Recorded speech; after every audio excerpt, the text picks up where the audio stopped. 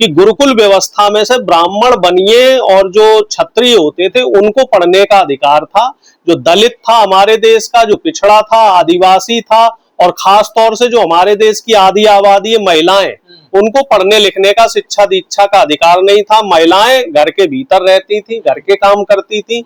दलित और पिछड़े अपने जो जाति के हिसाब से, जाति व्यवस्था के हिसाब से उनको काम दिया हुआ होता था। जो अछूत दलित हैं तो उनसे समाज की गंदगी उठवाते थे, छूत दलितों से खेती किसनई का काम कराया जाता था।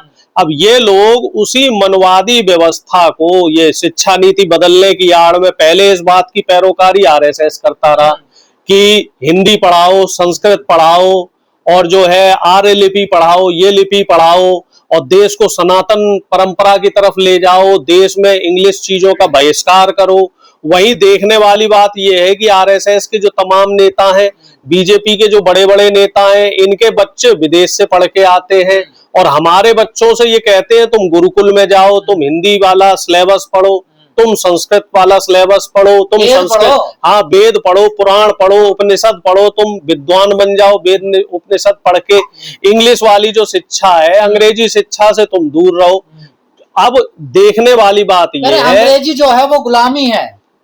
देखिए, पूरी दुनिया में लगभग 200 देश है मोटे मोटे तौर पे, और हर देश में इंग्लिश भाषा को ही मान्यता प्राप्त है। जो विदेश नीति है और जो वर्ल्ड स्टैंडर्ड जो बने हुए हैं, वो उसमें जो स्टैंडर्ड लैंग्वेज है वो इंग्लिश है। हम लोग, जो हमारे जो नॉर्थ इंडियंस है, हम लोग कहाँ मार खाते हैं? कोई समझ में, सूझबूझ में कोई कमी थोड़ा ही है। यहाँ पे जो शिक्षा का स्तर है, क्योंकि एक तो हिंदी मीडियम में पढ़ाई होती है, और जब आप हायर एजुकेशन की तरफ जाते हैं तो आपको इंग्लिश मीडियम में सारी चीजें पढ़नी पड़ती हैं।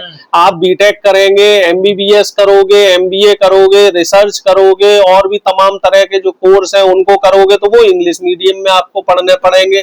तो अगर बच्चा शुरू से ही इंग्लिश मीडियम में पढ़ता है तो उसके लिए कंपैरेटिवली चीजें अपेक्षाकृत थोड़ी ठीक हो जाती हैं और आसान हो जाती हैं, सरल हो जाती हैं, सुलभ हो जाती हैं। बीजेपी को क्या फायदा होगा इससे? या बीजेपी को सीधा सीधा फायदा ये है कि जब व्यक्ति पढ़ेगा, उसकी बुद्धि का विकास होगा, वो तार्किक बनेगा, सरकार से सवाल करेगा।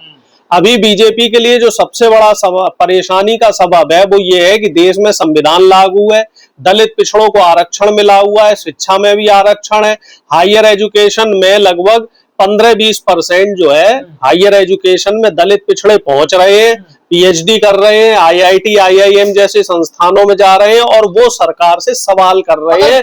और वो लोग सरकार की इस समय किरकिरी बने हुए हैं, आंखों की किरकिरी। भारतीय शिक्षा बोर्ड जो है बाबा रामदेव का, अगर वो गुरुकुल की बात कर रहा है, गुरुकुल परंपरा से पढ़ाया जाए, आयुर्वेद वेद की बात कर रहा है, योग की बात कर रहा है, तो दिक्कत क्या है? मैं आपको एक सीधे से उदाहरण से समझाता हूँ। हमारे देश की कितने विश्वविद्यालय, टेक्निकल यूनिवर्सिटी है जो इंटरनेशनल जो यूनिवर्सिटीज हैं उनकी रैंकिंग में आती है। अंडर 50, अंडर 100 में कोई यूनिवर्सिटी और टेक्निकल संस्थान नहीं है, अंडर 200 में भी नहीं है, और अंडर 300 में भी नहीं है। और आज से 15 साल पहले अंडर 100 में हमारे देश के 4 से 5 संस्थान हुआ करते थे। तो पिछले 12 से 15 साल में शिक्षा का स्तर बीजेपी पहले से गिरा चुकी है, और जो न्यू एजुकेशन पॉलिसी लगी है उससे काफी गिरावट आई है। और आप कह रहे हैं कि भारत शिक्षा बोर्ड, तो भारत शिक्षा बोर्ड में आप हमें ये बता, भारतीय शिक्षा बोर्ड, आप इसमें हमें ये बताइए कि इसमें क्या टेक्नोलॉजी पढ़ाओगे आप, क्या इसमें रिसर्च कराओगे आप?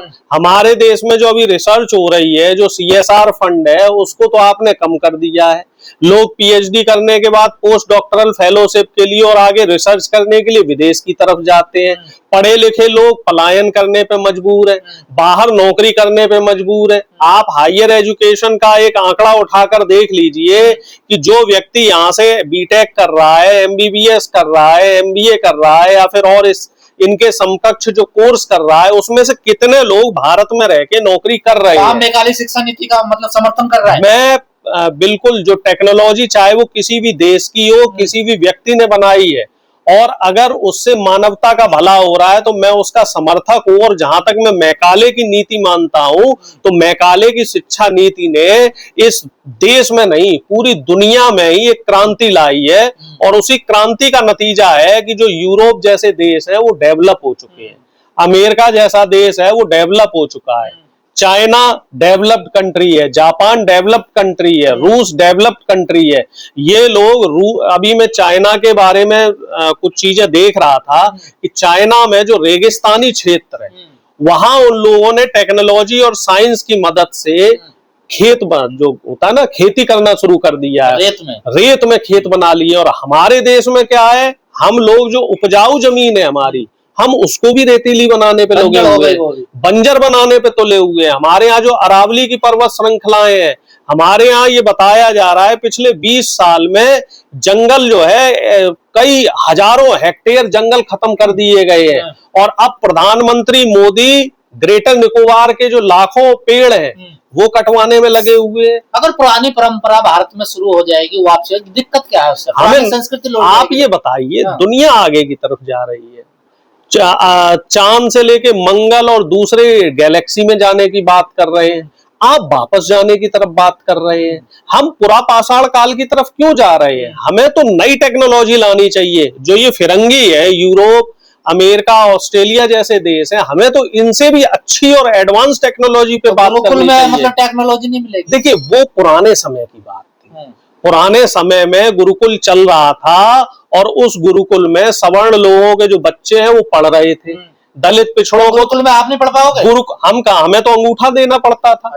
गुरुकुल की परंपरा, एकलव्य बनते थे गुरुकुल से। गुरुकुल से दलित पिछड़ों को क्या मिला है? अंगूठा कटा है, उनका शोषण हुआ है गुरुकुल में। गुरुकुल से पढ़े हुए हमें कोई बता दो जी, पुराने रामायण और महाभारत काल में कि कितने लोग गुरुकुल से पढ़े हुए थे वो जो राजा महाराजा बन गए?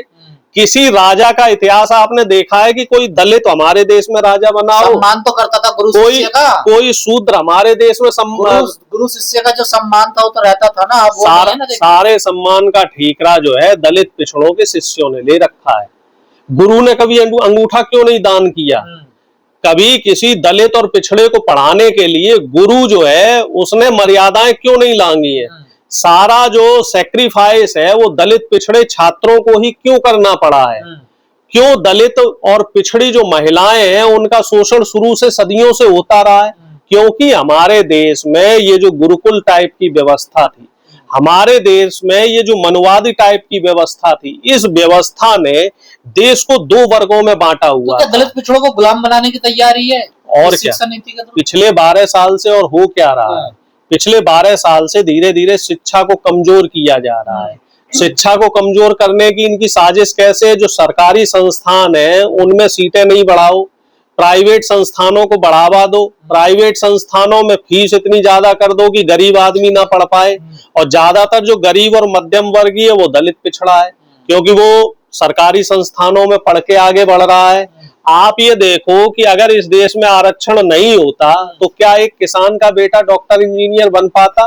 क्या एक किसान का बेटा आईएएस अफसर बन पाता, पुलिस अधिकारी बन पाता, जज बन पाता, वकील बन पाता? नहीं बन पाता। और अब ये लोग धीरे धीरे संविधान को कमजोर करके जो सरकारी यूनिवर्सिटीज हैं, सरकारी कॉलेज हैं, उनमें धीरे धीरे सीट कम करके देश में निजीकरण को बढ़ावा देके दलित और पिछड़ों को मुख्य धारा से अलग करने का काम कर रहे हैं। ये लोग दलित और पिछड़ों को मनवादी व्यवस्था में फिर से गुलाम बनाने की कोशिश कर रहे हैं। इन लोगों की साजिश ये है कि मैकाले के नाम पे ये बता दे कि वो विदेशी व्यक्ति था और हमें भारतीय सभ्यता और संस्कृति की तरफ बढ़ना है।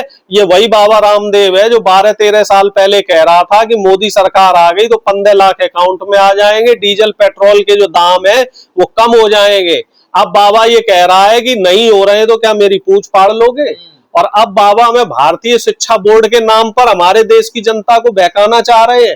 बाबा ने तो अपनी दुकान सेट कर ली है, बाबा ने तो अपने व्यापार टनाटन कर रखे हैं।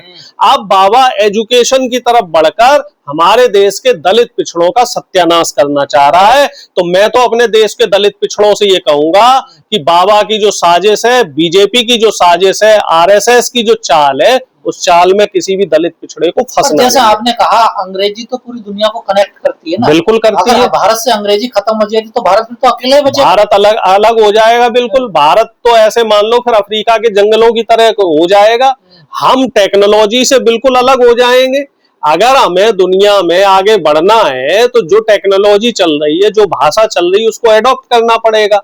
रूस जैसे देश हैं और भी तमाम छोटे छोटे देश हैं, उन लोगों ने भी चीजों को एडॉप्ट किया और वो आगे ये बढ़े। तर्क दिया जाता है ना कि हम अपनी संस्कृति को भूल गए, ये थोड़ी कौन भूल है, गया? महंगी है, जो गरीब बच्चे हैं कौन वो भूल गया? सपोर्ट नहीं कर पा रहे हैं। कौन भूल गया? कोई नहीं भूला है संस्कृति पश्चिमी को, सभ्यता को कोई संस्कृति को नहीं भूला है। आज जींस पहन रही हैं। आज की तारीख में हमारे देश में अभी भी बड़ों का आदर होता है। हम अभी भी बड़े बुजुर्गों को हाथ जोड़कर नमस्ते करते हैं, पैर छू के उनका अभिवादन करते हैं। हमारे यहाँ अभी भी तीज त्योहार पे आपस में जाति धर्म भूलकर लोग मिलते हैं, एक दूसरे को मिठाई बांटते हैं, मिठाई खिलाते हैं, एक दूसरे के घर आना जाना होता है। ये संस्कृति और जो परंपरा है ये तो हमारे देश की पहचान थी, है और रहेगी। लेकिन इस संस्कृति और परंपरा और पहचान की आड़ में बीजेपी जो अपनी राजनीतिक रोटियां सेकना चाह रही है, आरएसएस जो अपना मनवादी एजेंडा लगाना चाह रही है कि हमारी परंपरा कमजोर हो रही है, लड़कियां जीन्स पहन रही हैं, लड़कियां कम कपड़े पहन रही हैं, तो भैया जमाने के हिसाब से तो चलना ही पड़ेगा। हम लोग क्यों पिछड़ गए? क्योंकि जो मुगल आए थे वो तलवारों से हम पे हमला कर रहे थे, हमारे पास भाले थे। अगर उस समय हमने अपनी टेक्नोलॉजी को एडवांस किया होता तो मुगल हम पे हमला नहीं कर पाते। फिर अंग्रेज बंदूकें लेके आ गए, हम तलवारों से लड़ते रह गए, हम अपनी पुरानी दकियानूसी परंपराओं में लगे रह गए। भैया समय के हिसाब से आपको आगे बढ़ना पड़ेगा, समय के हिसाब से आपको आगे चलना पड़ेगा। इंदिरा गांधी जी नहीं होती और देश में परमाणु परीक्षण नहीं हुआ होता तो क्या आज हमारे देश पर कोई भी छोटा मोटा देश आके हमला कर देता कि नहीं? नहीं, हम तो आगे जाना चाह रहे हैं। हम तो ये चाह रहे हैं कि जो दुनिया के सबसे ज्यादा विकसित देश है, वहां पे जो साइंस टेक्नोलॉजी है, वहां जिस स्तर की पढ़ाई है, हमारे देश की शिक्षा का स्तर उससे एक सीढ़ी ऊपर होना चाहिए, नीचे नहीं होना चाहिए। कोई फर्क नहीं पड़ता, देशद्रोही घोषित करें, राष्ट्रद्रोही घोषित करें, हमें इन चीजों से कोई फर्क नहीं पड़ता है। और ना हमें इन बीजेपी आरएसएस के मनवादी लोगों से इस तरह का कोई सर्टिफिकेट चाहिए।